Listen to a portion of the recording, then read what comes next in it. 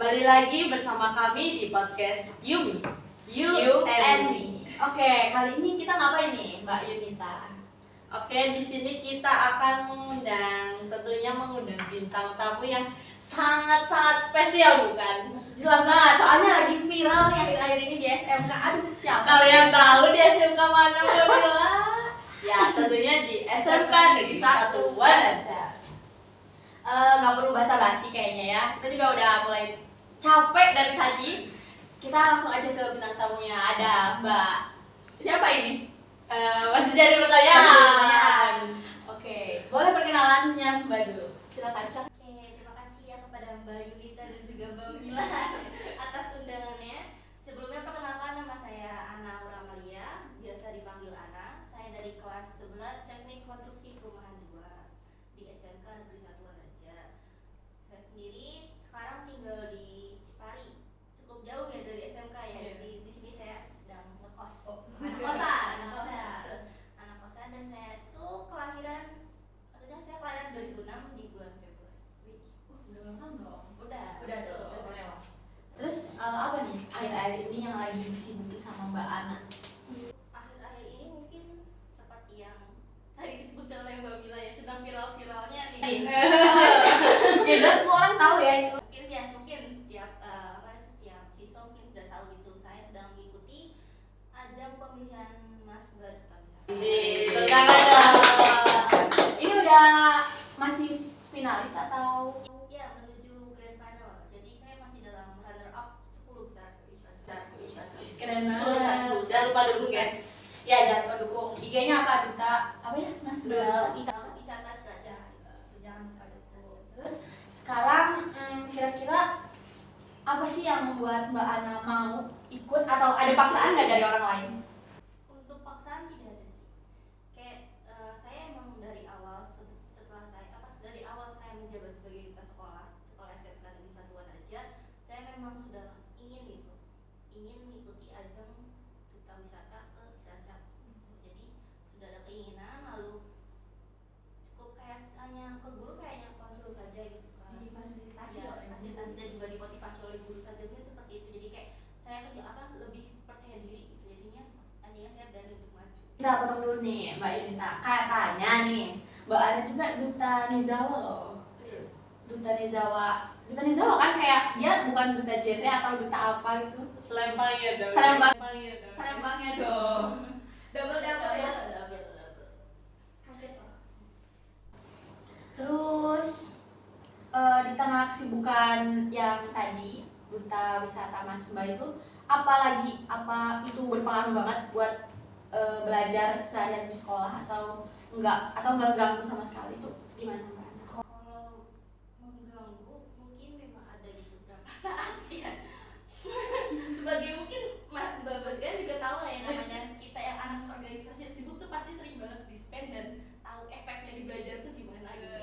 Jadi dibilang mengganggu bukan mengganggu yang buruk sih. Maksudnya saya emang pasti ada gitu. Ada saatnya emang ketinggalan pelajaran ataupun tugas numpuk gitu, pasti tuh ada. Cuman ya cukup dijalanin aja sih gitu. Karena semua itu memang ada, ketika kalian menjadi siswa yang aktif itu memang ada risikonya, dan itu risiko entah baik atau buruk. Jadi jalanin aja gitu. Meskipun ada halangan-halangan dikit ya nggak apa-apa. Tidak masalah. Resiko anak organisasi yang Risiko betul. kayak Mbak Yunita juga kayaknya ya. Betul. Saya masa sibuk doang. Iya, sibuk ya. Bukan sibuk beneran tapi sok sibuk. Silakan nih Mbak Yunita mau tanya apa nih kira-kira? Oke, mungkin kita beralih ke yang di sekolah dulu kali ya. Menjabat sebagai duta Nizawa itu menurut Mbak Ana sendiri duta Nizawa itu sih apa ya? Kalau boleh dijelaskan. Menurut saya sendiri ya, pribadi ya, duta Nizawa itu adalah duta sekolah. Ya, jadi seperti ikon dari sekolah itu sendiri. Yang terpilih merupakan siswa-siswa yang sudah melewati berbagai macam seleksi ya. Iya. Seleksi entah dari pengetahuannya, entah dari kepribadiannya, dan juga dari bagaimana dia berbicara gitu. Jadi ya seperti ya lambang lah, kayak ikon dari duta Nizawa itu seperti ikonnya dari SMK Negeri 1 Wanaja. Oke, mungkin pemirsa banyak yang bertanya-tanya gitu ya, tugas duta itu sebenarnya apa sih Mbak Ana? Apa tuh? Mungkin seperti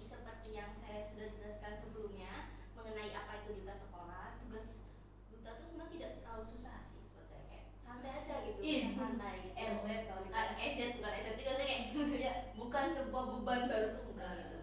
Jadi kayak kalian ya memang yang gitu menjadi seorang ikon dari sekolah itu, nanti jadi perwakilan dari SMA juga untuk keluar.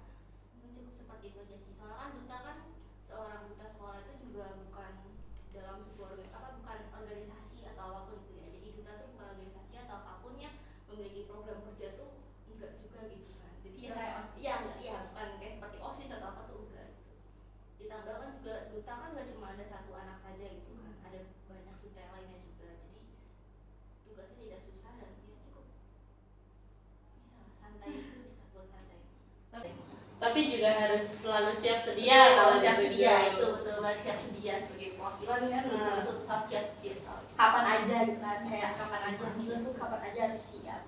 Apalagi Mbak Ana juga ini nggak cuma ikut duta doang, di OSIS juga ikut loh. Banyak banget ya serakah ya. Apa tidak pusing ya Kita aja yang kayak anak biasa. Jadi kayak capek Udah stres sendiri Tugas apalagi sekolah. ini. Mbak Ana juga ternyata diam-diam bisa nari loh. Wis. Iya. Coba dong. Sempit ya guys, Enggak. nggak bisa, nggak ada tempatnya. Ya ada kalau mau. Nggak. Oke, lanjut. Buat gimana apa ya? Gimana sih prosesnya dari Mbak Ana nggak jadi apa-apa di siswa biasa sampai menjadi duta itu prosesnya melalui apa aja, mungkin seleksi apa aja gitu. Oh, ya. Bisa dijelasin. Awal-awal tuh dari mulai sekolah kelas Jadi iya. dari OSIS. Jadi duta tuh buatan OSIS ya. Buatan. Oh, buatan. Ya, saya bener. Bagian dari duta OSIS. tuh bagian dari OSIS itu. Jadi yang sebut anaknya OSIS lah duta.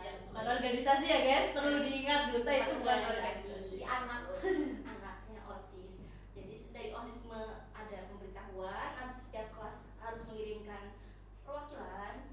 Lalu saya tahu dari situ, lalu saya bergabung bersama para duta-duta kelas lainnya. Duta-duta kelas lainnya itu. Jadi Calon. ya calon itu. Kayaknya ada juga ya Mbak ini di sini. Ada. Ada. Mantap. Habis itu setelah sudah terkumpul gitu kan para perwakilan kelas yang merupakan saya sebutnya sebagai duta kelas gitu ya. Sebagai duta kelasnya kita ada seleksi apa ya pertama ya seleksi tertulis. Jadi seleksi tertulis itu berisi pengetahuan umum entah dari aspek sekolah ataupun aspek luar gitu. Kayak seperti ya pengetahuan dasar di Indonesia lah gitu. Jadi ya gitu. Ya kami tak perlu tahu ya, itu pasti basic, sebuah basic yang harus kita ketahui. Setelah seleksi tertulis mengerjakan soal seperti itu, ada seleksi wawancara bersama dengan Duta Nezawa tahun 2021. Jadi angkatan di atas saya gitu.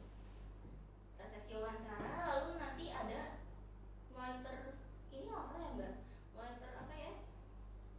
Seleksi Tereliminasi. Oh, iya. Tereliminasi ini kayak dari berapa gitu jadi 20. Menyusut ya, Mbak? Menyusut ya.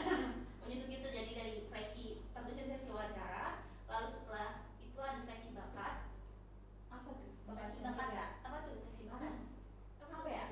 Jadi seleksi bakat tuh ya kalian menunjukkan bakat yang kalian miliki, entah hobi atau apapun itu. Bakat kan juga beragam kan ya.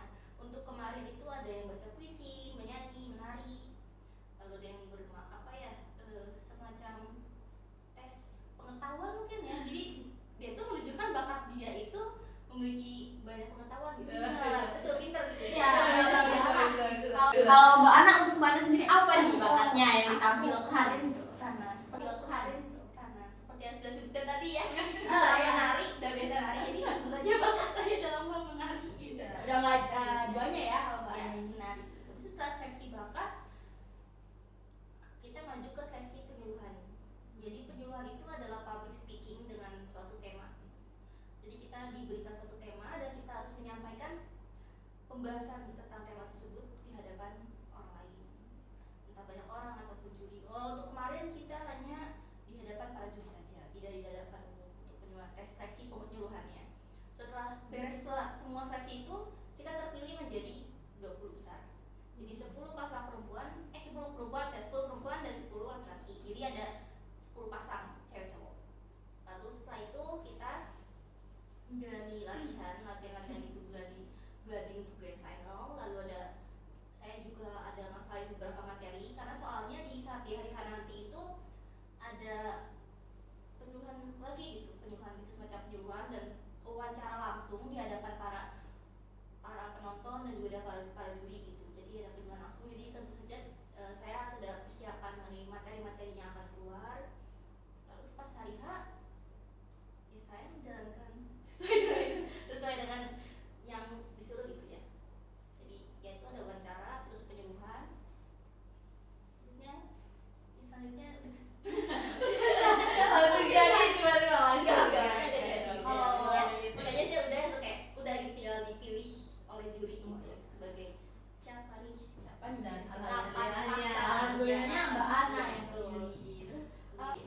Terus Mbak Ana, misalnya nih ada pertanyaan dari adik-adik kita atau teman-teman kita yang ingin menjabat sebagai duta, misalkan mempunyai kekurangan atau ya yang lainnya itu, cara biar termotivasi diri kita untuk berani maju itu gimana Mbak Ana? Pasti punya tips dong. Jangan insecure. Kurang banget insecure, gak boleh insecure. Ya, kayaknya insecure tuh udah jadi Iya penyakit sih, semua betul. orang ya. Saya juga seperti kemarin sebelum seleksi masuk baru ke wisata juga saya merasa kayak kurang percaya diri kan. Cuman seperti ya kita kalau misalnya terlalu gak percaya diri dan gak mau mencoba juga apa hasilnya gitu kan.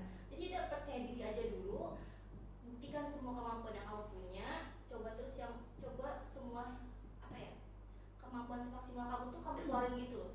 Jadi, terus coba aja terus kayak hasil itu kan pasti nggak mungkin mengkhianati usaha gitu ya gitu ya. Betul itu banyak orang bilang tapi emang nyatanya benar seperti itu kan.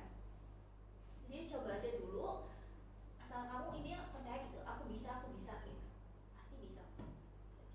Kayak ya udah jangan banyak mikir deh intinya gitu jangan mikir kayak jangan banyak mikir aduh aku gini deh Jalan itu cuma aja ya ya. itu cuma menghambat kamu doang gitu loh untuk maju. Jadi kayak asalkan kamu ada niat intinya kan niat kamu ada niat untuk mau pasti ya itu pasti insya Allah bisa. Gimana nih cara Mbak Ana sendiri gitu buat orang tua support tentang semua ini? Support Tahu. alhamdulillah support sekali. Lanjut untuk Mbak Ana sendiri ini motivasi apa aja nih buat bisa sampai di titik ini menjadi seorang Mbak Duta? Dan akan lanjut ke Mas Mbak Cilacap ya. Untuk diri sendiri tentu saja ingin memberikan prestasi baru kepada diri sendiri gitu. Ingin dapat prestasi baru gitu. Lalu tentu saja ingin membanggakan nama sekolah. Jadi saya ingin berhasil dalam tahap ini. Kayak gitu sih yang singkatnya. Teman dong. Emang ini tuh salah satu remaja yang harus dicontoh untuk remaja-remaja lainnya termasuk Kita semua. kita sebenarnya. Jadi jangan pernah merasa diri kamu itu gak bisa. Ya, karena semua orang tuh pasti bisa asalkan ada niat untuk berubah. Terakhir nih Mbak Ana, apa harapan Mbak Ana untuk generasi yang akan datang yang tentunya tertarik untuk menjadi duta sekolah ini atau menjadi orang lah istilahnya?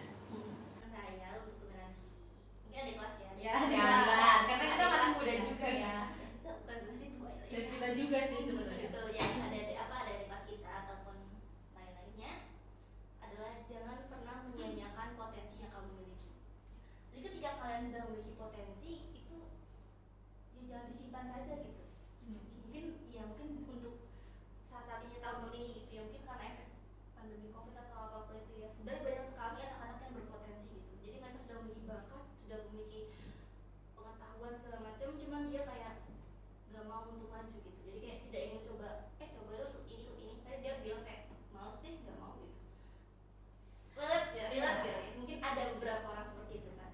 Banyak mungkin ya. Jadi harapan saya untuk adik-adik kelas selanjutnya ya jika kamu memiliki potensi coba aja untuk mengikuti hal-hal seperti itu karena hal itu benar-benar bermanfaat bagi kita sendiri gitu untuk kedepannya karena ya prestasi ya semua orang di masyarakat nanti tentu saja orang bakal memandang prestasi kita tuh apa gitu kan untuk kerja ataupun untuk melanjutkan nanti di kuliah gitu. Jadi ketika ada kesempatan kamu memiliki niat atau apalagi memiliki potensinya harus mau untuk melangkah lebih lanjut. Ya, karena mungkin udah nggak kerasa ya kita dari tadi ngobrol dalam banget. Iya, bolak-balik ngobrol terus. Mungkin udah capek juga.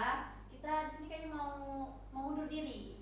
Kita udah mau mengucapkan terima kasih dulu buat Mbak Ana yang udah meluangkan waktunya untuk hadir di podcast kita kali ini. Terima kasih banyak Mbak Ana. Semoga sukses selalu untuk kedepannya. Semoga kepilih jadi Mas Mbak Duta. Amin.